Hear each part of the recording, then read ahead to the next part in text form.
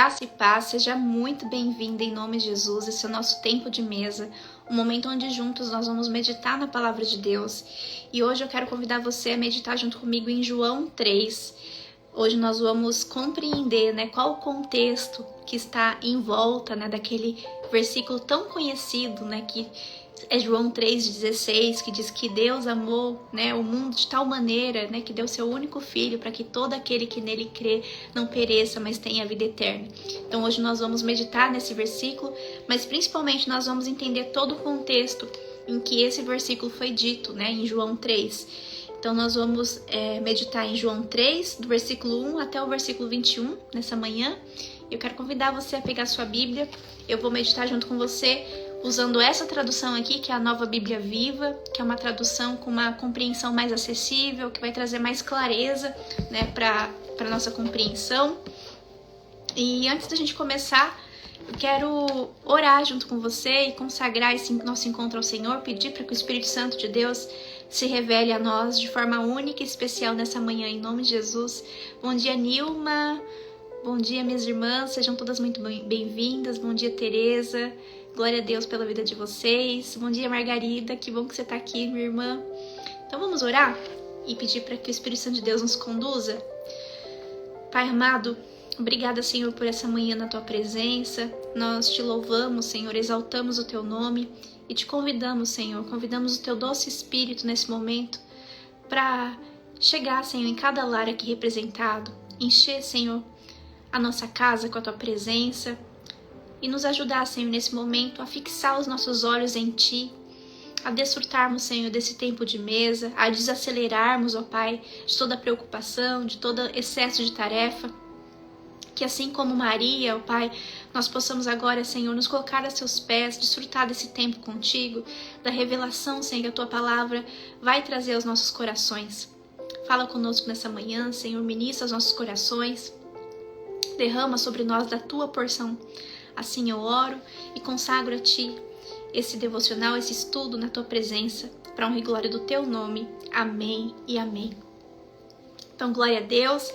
Vamos meditar então em João 3. Estou aqui com o meu caderno de anotações. Eu quero que, se você puder, que você tenha também um bloco aí para você ir anotando. Eu amo quando eu recebo as anotações de vocês, porque eu também faço as minhas anotações para me guiar, para me nortear. Porque às vezes eu não consigo lembrar de tudo e tem muita coisa importante, tem muitas chaves, entre os versículos, e eu quero ir acompanhando aqui junto com vocês. Então, se você puder ir acompanhando comigo na Bíblia, grifando o que for importante, o que queimar no seu coração, e também anotando aquilo que você desejar deixar registrado, que você não quer esquecer, vai ser bem mais produtivo assim, acompanhando versículo a versículo. Bom dia, Sassá, Deus te abençoe. Então vamos lá, João 3, Jesus encontra Nicodemos. Então antes de a gente começar, quem era Nicodemos, Nicodemos era um fariseu, Nicodemos era uma autoridade religiosa e ele vai ter um encontro com Jesus. Nesse primeiro momento é um encontro escondido, E o que significa fariseu? Só para contextualizar, Fariseu significa separado. Então, os fariseus, eles queriam se separar da impureza desse mundo. Então, eles se esforçavam ao máximo para viver a palavra de Deus, porque eles queriam ser um povo separado. Então, esse é o contexto. O fariseu, ele é um povo separado, que eles queriam se separar de toda impureza, e eles buscavam ao máximo serem conhecedores da palavra para eles se distanciarem das impurezas. E aí o texto diz assim no versículo 1. Havia uma autoridade religiosa entre os judeus cujo nome era Nicodemos. Versículo 2. Ele veio a Jesus à noite e disse: Mestre, todos nós sabemos que Deus enviou o Senhor para nos ensinar. Os seus milagres são uma prova suficiente disso. Então veja, Nicodemos, ele era uma autoridade religiosa e ele percebeu que se tratava de Jesus ali. Mas ele tinha medo também do julgamento, dos outros colegas dele, dos fariseus. Então ele foi encontrar com Jesus à noite, foi encontrar com Jesus escondido. E quando ele chega diante de Jesus, ele já se dirige a Jesus como mestre. E isso, né, se ele fizesse isso com todo mundo sabendo, talvez traria problemas para eles, né? Porque os fariseus, eles eram muito presos, né, à lei, à palavra.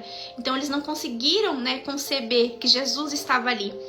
Então Nicodemos, ele pega e diz: Mestre, todos nós sabemos que Deus enviou o Senhor para nos ensinar. Os seus milagres são uma prova suficiente disso. Versículo 3. Jesus respondeu: verdadeiramente digo-lhe isto, se alguém não nascer de novo, nunca poderá ver o reino de Deus. Uau! Então, o que Jesus faz aqui, né? Jesus, a hora que Nicodemos se apresenta diante dele, ele já lê o coração de Nicodemos e ele corta ali todas as formalidades, né? Todos os rituais de iniciação de uma conversa, e ele já dá a resposta que Nicodemos queria. A resposta, na verdade, que Nicodemos queria ter feito, né, era: como que eu posso ser salvo? Né, eu tô percebendo que o Senhor é o mestre, né, os seus milagres testificam isso, e como que eu posso ser salvo? Então Jesus nem deixa ele fazer a pergunta, Jesus já lê o coração dele e já dá a resposta. Mas a resposta que Nicodemos queria fazer era: como ser salvo? E aí Jesus já responde no versículo 3. Jesus respondeu: verdadeiramente digo-lhe isso, se alguém não nascer de novo, nunca poderá ver o reino de Deus. E aí no versículo 4, Nicodemos diz: nascer de novo? Exclamou Nicodemos. O que o Senhor quer dizer? Como pode um homem velho voltar para o ventre da mãe e nascer outra vez? Então, Jesus encurtou o processo ali, né, e disse para Nicodemos que para ele poder ver o reino de Deus, ele teria que nascer de novo. Só que Nicodemos não entendeu, né? E aí ele pergunta: o que eu faço, né, para nascer de novo? Como assim? Como eu posso nascer de novo? E é isso que Nicodemos não vai conseguir entender, porque ele ainda não tinha recebido Jesus como seu único e suficiente Salvador. E quando nós recebemos Jesus como nosso único e suficiente Salvador, nós recebemos também o Espírito Santo. E tem coisas que não se discernem de forma natural, mas de forma sobrenatural. Então o que Nicodemos precisava entender ali naquele momento era algo sobrenatural. E ele estava muito amarrado ao racional. A 1 mais 1 é 2. E ele estava diante de algo sobrenatural, que é exigir dele ser guiado pelo Espírito, viver por fé e não por vista. E então Nicodemos, mesmo com toda a sabedoria, né, ele era uma autoridade religiosa, ele conhecia a palavra. Ele diz assim: mas como nascer de novo? O que o Senhor quer dizer? Como um homem velho, né, como eu, pode voltar ao ventre da mãe e nascer outra vez? Então, o que um bebê faz para nascer? E é isso que Nicodemos não conseguia entender. O que um bebê faz para nascer? Nada. O bebê, ele é dependente da mãe. Assim como nós devemos ser dependentes de Jesus e entregarmos a nossa vida a Ele para que nós venhamos nascer de novo. Uau! E Nicodemos não entendia isso, porque isso era algo sobrenatural. Então, como entender algo sobrenatural com uma mente natural? Vai precisar o quê? Uma entrega, né? Vai ter que seja quebrada, vai precisar que toda resistência seja entregue diante de Jesus. Bom dia, Cleomira, bem-vinda, minha irmã, que bom que você está aqui. Então, Nicodemos pergunta: nascer de novo? O que o Senhor quer dizer com isso? Como um homem velho pode voltar para o ventre da mãe e nascer outra vez? Né? Então, ele está falando: o que eu faço para nascer de novo, né? E a verdade é que não tem nada que a gente possa fazer. Quem vai fazer tudo é Jesus. Jesus é quem faz tudo. Então, para eu nascer de novo, eu preciso entregar a minha vida a Jesus. E era isso que Nicodemos não entendia. Ele queria algo exato, né? Ele queria algo racional, mas caminhar com o Senhor é sobrenatural. E continuando aqui no versículo 5, Jesus respondeu, né, para Nicodemos: o que eu lhe estou dizendo é verdade. Se alguém não nascer da água e do Espírito, não pode entrar no reino de Deus. O que nasce da carne é carne, mas o que nasce do Espírito é Espírito. Portanto, não se admire da minha declaração de que é preciso nascer de novo. Assim como você pode ouvir o vento, mas não pode dizer de onde ele vem ou para onde vai, assim acontece com todos os nascidos do Espírito. Olha isso que está sendo dito aqui no versículo 8. Assim como você pode ouvir o vento, mas não pode dizer de onde ele vem ou para onde ele vai, Assim acontece com os nascidos do Espírito. É uma compreensão espiritual, não é uma compreensão racional. É uma decisão que você precisa entregar, né, ao Senhor. E entendendo que você não pode fazer nada para nascer de novo. Jesus é quem faz tudo. Eu preciso apenas crer, né? Nós somos chamados de crentes e não fazedores, porque a nossa função é crer. E a do Senhor Jesus é fazer. Então, veja, a mensagem do Evangelho, ela é uma boa notícia. Para quem? Para os pecadores. Olha só qual que é a mensagem do Evangelho. Você pode nascer de novo. Você pode começar uma vida nova a partir de Cristo. Então imagina alguém em pecado ouvir isso. Alguém que está com a vida arrasada pelo pecado, pela dor, por erros do passado, ouvir isso. Você pode nascer de novo, começar uma vida nova a partir de Cristo. Você pode nascer de novo agora do Espírito. Essa é uma boa notícia aos pecadores e essa é a mensagem do Evangelho. Nós podemos começar tudo de novo em Cristo Jesus. Né? Jesus oferece para nós, pecadores, uma folha em branco para recomeçar. Então, às vezes, você escreveu lá no livro da vida uma história que você não se orgulha, uma história que você se sente mal. E aí Jesus diz, você pode nascer de novo, você pode começar uma vida nova a partir de mim. Basta que você me receba como seu único e suficiente Salvador e receba, nasça, né, do Espírito. E essa é uma mensagem maravilhosa para os pecadores, mas para os fariseus, para os religiosos, para pessoas cheias de mérito, de diploma, isso era muito difícil de ouvir. E por isso que Nicodemos entrou ali em conflito. Ele não conseguia entender, porque para um religioso, aquilo que ele estava ouvindo, nascer de novo, como assim nascer de novo? Era uma ofensa. Porque o que Jesus estava dizendo ali para ele? O que estava subentendido, né, no que Jesus estava dizendo? Jesus estava dizendo assim, Nicodemos, você vai precisar rasgar tudo o que você pensa e sente, sabe? Vai precisar andar a partir da minha mente, da minha revelação. Você vai precisar abandonar o racional e viver agora no sobrenatural. E Nicodemos não consegue perceber isso. Por quê? Porque ele não tinha ainda recebido o Espírito. Então Jesus está dizendo assim para Nicodemos no versículo 5. O que eu estou lhe dizendo é verdade. Se alguém não nascer da água e do Espírito, não pode entrar no reino de Deus. Então o que Jesus estava dizendo para Nicodemos? Você vai ter que nascer de novo. Você vai ter que nascer da água, da palavra, e você vai ter que nascer do Espírito Santo. Uau! E Nicodemos estava muito preso na lei, né, na palavra, mas ele não tinha o Espírito e por isso ele não conseguia discernir. E o que significa nascer de novo? Nascer de novo quer dizer uma metanoia, ter uma nova mentalidade, nascer em uma outra família. Então, se eu nasci na família Silva, eu vou ter a mentalidade da família Silva. Mas Jesus está me convidando a esquecer a mentalidade da família Silva. E Ele está me convidando a nascer de novo, mas agora na família de Cristo, na família de Deus. E agora eu vou fazer parte, né, da família do Espírito. Eu vou ter um novo DNA. Então, eu preciso nascer de novo para que eu tenha uma nova família. Para que a velha mentalidade, o velho homem, o velho eu morra. E eu nasça com uma nova mentalidade agora dirigida pelo Espírito Santo de Deus. Então quem nasce na família Silva, quem nasce na família Souza, né, quem nasce na família Macedo, na família Rodrigues, vai ter a mentalidade dessa família. Mas se nós queremos caminhar com Jesus, nós vamos ter que nascer de novo do Espírito. Nascermos na família de Deus e sermos guiados pelo Espírito Santo. Então nós vamos ter que nascer da palavra, que significa água, e do Espírito, tendo a vida dirigida pelo Espírito Santo de Deus. E aí no versículo 8, Jesus diz assim, no versículo 7 ele diz, portanto, não se admire da minha declaração de que é preciso nascer de novo. Assim como você pode ouvir o vento, mas não pode dizer de onde ele vem ou para onde vai, assim acontece com todos os nascidos do Espírito. Então, quando eu recebo Jesus como meu único e suficiente Salvador, eu recebo também o Espírito Santo. E aí eu preciso receber esse Espírito e ser dirigida por ele, né? Para que eu tenha uma nova mentalidade, um novo DNA, uma nova forma de enxergar as coisas, uma nova forma de viver.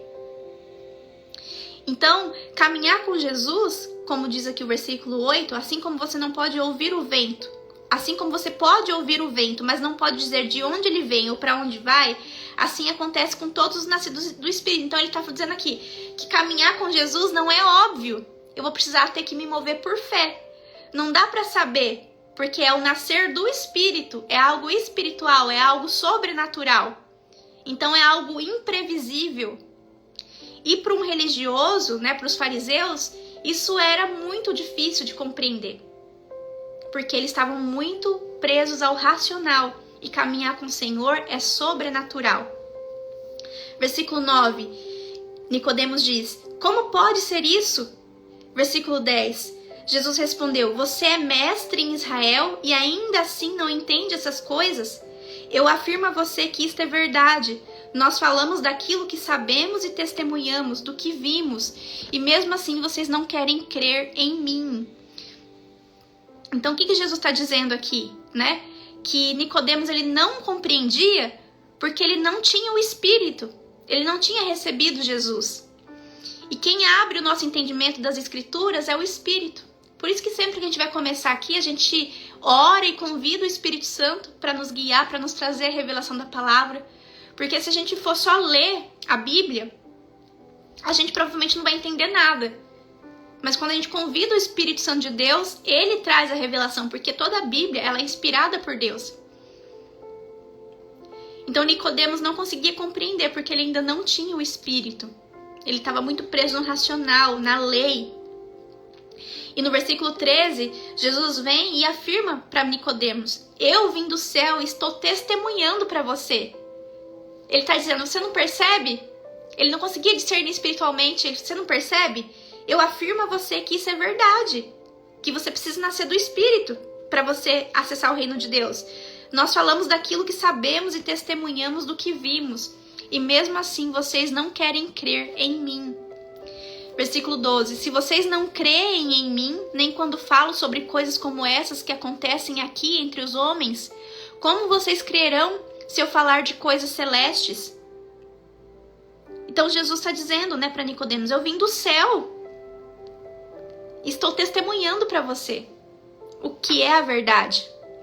E aí o versículo 3 ele diz: ninguém jamais subiu ao céu, a não ser aquele que veio do céu, ou seja, o Filho do Homem. Ele está dizendo: nunca ninguém esteve lá, além de mim, e eu estou dizendo para você como é. Versículo 14. E como Moisés no deserto levantou numa estaca uma serpente de bronze, assim também é necessário que o Filho do Homem seja levantado. Aqui ele já estava profetizando o que ia acontecer. E esse versículo 14, ele é uma referência a Números 21, 5 ao 9. Eu quero convidar você a dar um passeio comigo na Bíblia. Vamos lá para Números 21, do versículo 5 ao 9. Vamos ler isso aqui que vai ser interessante para você compreender mais. Números 21, do 5 ao 9. Deixa eu pegar aqui.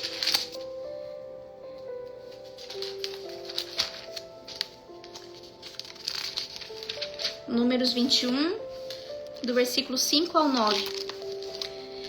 Diz assim: e se queixavam contra Deus e contra Moisés, né, o povo de Israel, e se queixavam contra Deus e contra Moisés, dizendo: por que vocês nos tiraram do Egito para morrermos nesse deserto? Aqui não há pão nem água, e nós detestamos essa comida horrível. Então o Senhor enviou serpentes venenosas que mordiam o povo, e muitas pessoas de Israel morreram. O povo falou com Moisés e disse: nós pecamos porque falamos contra o Senhor e contra você. Ore pedindo para tirar as serpentes do meio do povo. E Moisés orou pelo povo. Versículo 8. E o Senhor respondeu a Moisés: faça uma serpente de bronze e a coloque no alto de um poste. Quando alguém for mordido por uma serpente e olhar para a serpente no alto do poste, escapará com vida. Versículo 9. Moisés fez uma serpente de bronze e a colocou no alto de um poste. E todas as pessoas que eram mordidas por uma serpente e olhavam para a serpente de bronze permaneciam vivas. Então, nesse versículo 14, é uma referência a Números 25, 21, 5, 9. O que está sendo dito aqui, né? O povo começou a murmurar contra Deus, porque Deus tirou eles do Egito. Então eles começaram a reclamar do maná, estavam insatisfeitos, né? Começaram a reclamar. E aí Deus liberou serpentes para puni-los. E todos começaram a ser picados e a morrer com o veneno da serpente.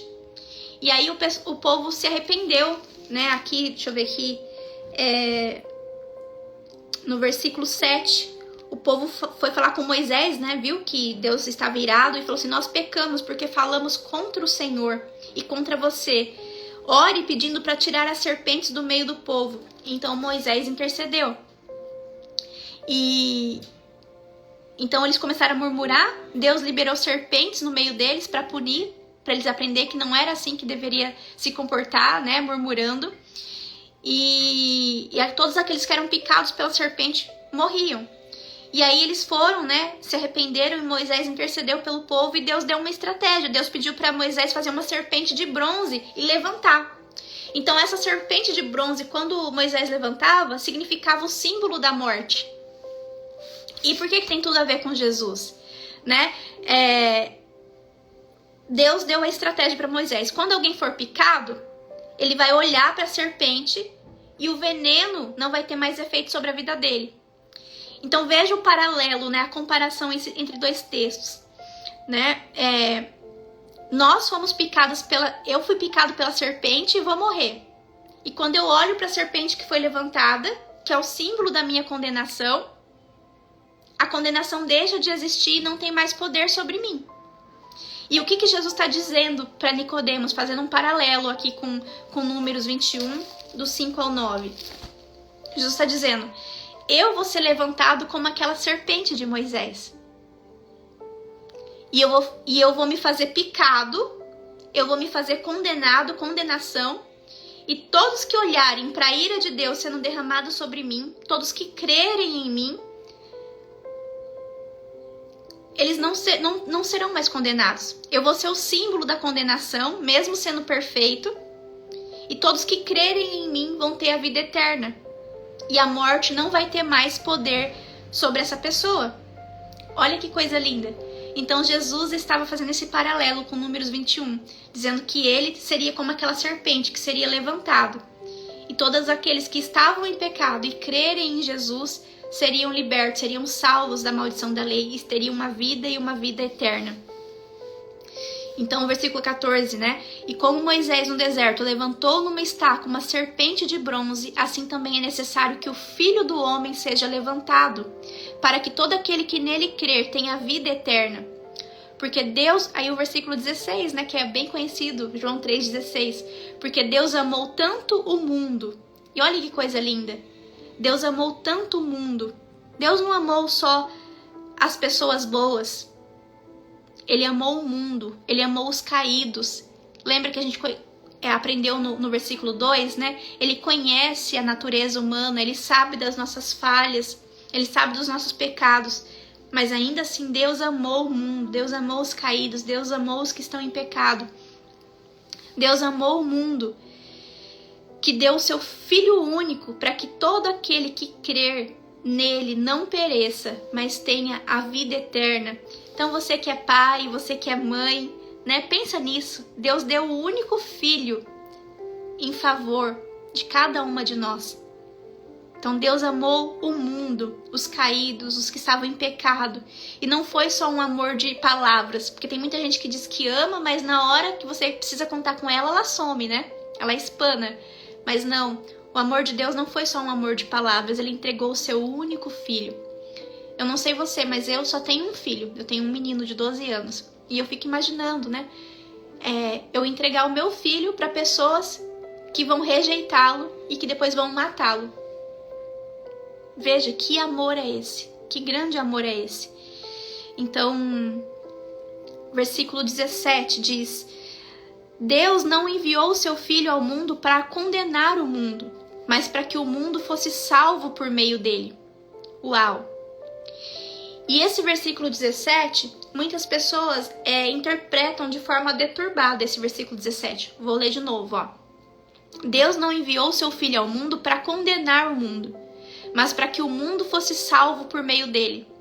Então, às vezes, as pessoas, né, que estão em pecado e querem continuar no engano, elas usam alguns versículos assim, né, distorcendo a palavra de Deus, para dizer assim, não, Jesus não veio para me condenar, Jesus veio para me salvar. Só que esse texto, ele é lindo sim, mas ele não é um texto fofinho. Por quê? Jesus não veio para condenar a cada uma de nós. Por quê? Porque nós já estávamos condenadas. Através do pecado que entrou lá no Éden, nós já estávamos condenados. Mas Deus amou o mundo e enviou seu Filho para que todo aquele que nele crê não pereça e tenha vida eterna. Então Jesus não veio para condenar ninguém. Por quê? Porque nós já estávamos condenados. Nós já não tínhamos esperança. E ele veio para nos dar, né, cura para o nosso passado, propósito para o nosso presente e esperança para o nosso futuro. Então esse texto, ele é fofinho, ele é bonito, mas ele não é fofinho. Quando diz aqui que Deus não enviou o Filho para condenar, ele não enviou o Filho para condenar porque já estava todo mundo condenado. Ele veio para que todo aquele que nele crê não pereça, mas seja salvo, que escape dessa condenação. Então, esse texto está dizendo o seguinte, é como se todos nós aqui estivéssemos com uma doença terminal, e é certo, nós vamos morrer. E Deus ama tanto a gente que ele manda Jesus com o remédio, com a vacina, com a cura. E todo aquele que crê e tomar esse remédio vai ser salvo. Uau! Então a condenação já está no mundo. O mundo jaz no maligno. Nós já nascemos pecadores. A condenação é culpa minha. Através do pecado, né, de Adão e Eva, nós já nascemos pecadores. Só que a salvação é mérito de Deus. Então por isso que toda a honra, toda a glória tem que ser dada ao Senhor, porque foi o Senhor que amou o mundo, que nos amou primeiro, mesmo nós ainda rejeitando, mesmo nós ainda estando em pecado, mesmo ainda nós estamos no engano. Então toda a honra e toda a glória é mérito de Deus, porque ele enviou o Filho único dele para nos tirar da condenação. Uau! Então, só reforçando o versículo 17, Deus não enviou o seu Filho ao mundo para condenar o mundo, mas para que o mundo fosse salvo por meio dele. Então, Deus não enviou o seu Filho para condenar, porque nós já estávamos condenados. Sem Jesus, nós estamos condenados. Só existe salvação através de Jesus. E versículo 18 vai dizer assim, não há condenação reservada para aqueles que creem nele como Salvador. Uau! Então se você crê em Jesus, nenhuma condenação há para você. Só que eu não posso crer em Jesus só de palavras. Eu preciso crer com ações, com comportamentos, com sentimentos. Não faz sentido eu dizer que eu creio em Jesus e continuar vivendo uma vida em pecado. Porque Jesus diz, quem é aquele que me ama? Aqueles que cumprem os meus mandamentos. Então eu não posso dizer que eu creio em Jesus e viver a vida do meu jeito. Então eu não tive um verdadeiro encontro com o Senhor. E a palavra diz, não há condenação reservada para aqueles que creem nele como Salvador. Então se eu creio em Jesus, se eu sou grata ao sacrifício dele na cruz por mim, para me livrar da condenação, eu preciso viver uma vida de acordo com os mandamentos dele. Ele diz, quem é o que me ama? Aquele que cumpre os meus mandamentos. Então não basta só eu dizer de palavras, eu creio em Jesus. Eu tenho que ter frutos de arrependimento, frutos de uma nova vida. Mas aqueles que não creem nele já estão condenados, por não crerem no Filho único de Deus. Então veja o que está dito aqui. Jesus não veio para condenar, porque já estava todo mundo condenado. Quem não crê em Jesus está condenado. Uau! Versículo 19. A sentença deles está baseada neste fato. A luz veio ao mundo e Jesus é a luz do mundo. Porém, os homens amaram mais as trevas do que a luz, porque as suas obras eram más. Então, se eu estou no engano, se eu estou no pecado, e eu não quero olhar para a luz do mundo, eu não quero olhar para Jesus, para o sacrifício de Jesus na cruz, isso revela que eu amo mais as trevas. E por que eu amo mais as trevas? Porque nas trevas ninguém é exposto. Eu só sou exposta quando eu estou diante da luz. E Jesus é a luz do mundo. Então, se eu rejeito a luz, eu também estou rejeitando a Jesus, que é a luz do mundo. Então, se as minhas obras são más e eu não tenho fruto de arrependimento, se eu não decido olhar para a cruz, se eu não decido crer, então eu amo as trevas e eu quero continuar nas trevas, porque nas trevas eu não vou ser exposta. Ali está confortável, é a zona de conforto. Eu faço sessão emocional, né, individual, 1 a 1, e tem algumas perguntas, né, que a gente faz para a pessoa descobrir, né, onde está a luz dentro dela e qual que é o caminho, qual que é a decisão que ela tem que tomar para ela vencer aquela questão que ela disse que é um desejo dela. E eu consigo ver visivelmente, né, quando eu faço a pergunta e a pessoa encontra a luz dentro dela, eu vejo as trevas sendo expostas e o incômodo que isso gera. Por exemplo, quando você faz uma pergunta assim, se você quer tanto isso, o que te impede, então, de fazer isso? E aí, nessa hora que você faz uma pergunta, o que te impede? Aí você vai perceber que tem trevas que te impedem. Tem vergonha, tem medo, tem frustração. E aí você vê que não está vivendo, né, o princípio da palavra de Deus. Então, no versículo 20 está dizendo: os que praticam o mal odeiam a luz e ficam longe dela, com medo de que seus pecados sejam revelados. Versículo 21. Mas aqueles que praticam a verdade têm prazer em vir para a luz, a fim de que todos vejam que as suas obras são realizadas por intermédio de Deus. Então, aqueles que praticam a verdade têm prazer em vir para a luz, em ficar pertinho de Jesus, a fim de que todos vejam que as suas obras são realizadas por intermédio de Deus. Glória ao Pai. Então, hoje nós vamos meditar até aqui o versículo 21, e amanhã, às 10 da manhã, a gente retoma, né, o capítulo 3, a partir do versículo 2, quando Jesus é testificado por João. E eu não sei como chegou aí para você essa mensagem, mas essa mensagem é uma mensagem muito profunda, que talvez você vai ter que meditar nela por mais de uma vez, né, com mais calma, fazendo anotações e compreendendo, né, que é necessário você nascer de novo, né? Nós nascemos da família Silva, né, seja qual for o sobrenome da sua família, e nós precisamos nascer da família de Deus para que nós venhamos ter acesso ao reino de Deus. Nós precisamos crer em Jesus, porque sem crer em Jesus, Jesus não vai nos condenar, porque nós já estamos condenados. Então só há salvação através de Cristo Jesus, e eu preciso crer nele, eu preciso me libertar da maldição do pecado através de Jesus. Só tem um caminho que leva ao Pai, e é Jesus. Então que essa palavra reverbere no seu coração, que ela vivifique dentro de você, que ela te fortaleça, né? Que você possa também compartilhar, derramar essa palavra na vida de alguém, ser bênção na vida de alguém. Amém? Vamos orar e agradecer ao Senhor por esse tempo tão poderoso na presença dele. Pai querido, obrigada, Senhor, por esse tempo na tua presença, esse tempo de mesa tão especial, ó Pai, onde a tua palavra se revelou aos nossos corações. Pai, que o teu Espírito Santo visite agora, Senhor, cada lar, cada casa aqui representada, Senhor. Que a tua presença, Senhor, enche esse ambiente, enche esses corações, ó Pai. E que o Senhor nos capacite, Senhor, a compreender a tua palavra, a colocar em prática os princípios que nós aprendemos aqui. Que verdadeiramente nós venhamos crer em Jesus, não só de palavras, mas também de sentimentos, de ações, de pensamentos, ó Pai. Que todo o nosso corpo, Pai, que todo o nosso ser glorifique ao Senhor, que todo o nosso ser, Senhor, se renda ao Senhor e à sua soberania, que não se ache dentro de nós, Senhor, nenhum tipo de treva, Senhor, mas que a luz que é Jesus resplandeça dentro dos nossos corações, que o nosso corpo todo tenha luz.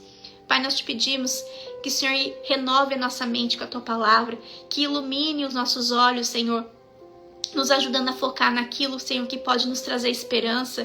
Que o Senhor venha nos dar olhos, Senhor, cheios de gratidão. Que o Senhor venha nos dar um coração ensinável, temente a Tua palavra, Senhor. Um coração cheio de temor ao Senhor. Um coração abrasado pela Tua presença e pela Tua palavra.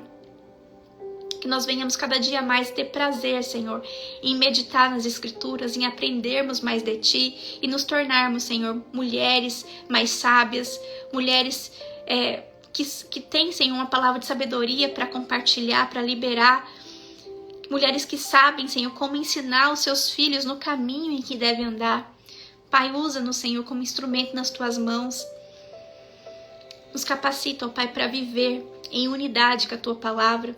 Coloca, Senhor, dentro dos nossos corações o desejo, Senhor, de servir, de Te honrar. Coloca dentro do nosso coração o desejo, Senhor, de vencermos, Senhor, os impulsos da nossa carne. Que nós venhamos, Senhor, de todo o coração compreender e honrar o sacrifício de Jesus na cruz por cada uma de nós. Obrigada, Senhor, pelo Teu amor.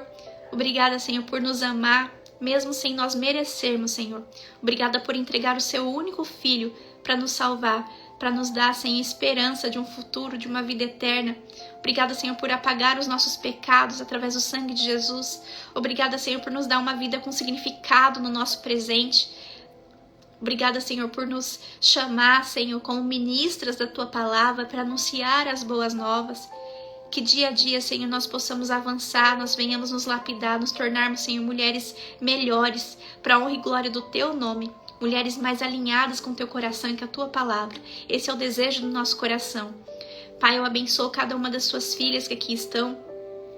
Que a Tua graça, Senhor, que a Tua provisão, que o Teu amor, Senhor, visite cada coração aqui em nome de Jesus.